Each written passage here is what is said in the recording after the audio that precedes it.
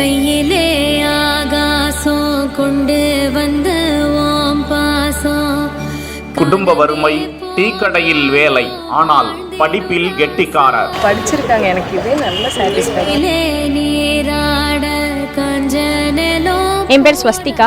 நாங்கள் government model higher secondary ஸ்கூலில் படித்தேன் லாஸ்ட் இயர் 12th. 520 எக்ஸ்பெக்ட் பண்ணேன், பட் ஆனால் 535 வந்திருக்கு. ரொம்ப ப்ரௌடாக இருக்குது. ஒரு 15 மார்க்ஸ் சேர்த்து வந்திருக்கு. 12ஆம் வகுப்பு பொதுத் தேர்வில் 535 மதிப்பெண்களை எடுத்து அந்த ஏழை எளிய தாய் தந்தையருக்கு பெருமையை சேர்த்த மாணவி. ஃபியூச்சரில் ஐடி லைனில் போகலாம் அப்படின்னு சொல்லிட்டு ஐஎஸ் எடுத்திருக்கேன். பிஎஸ்சி ஐஎஸ் எடுத்திருக்கேன் கொங்கு இன்ஜினியரிங் காலேஜில்.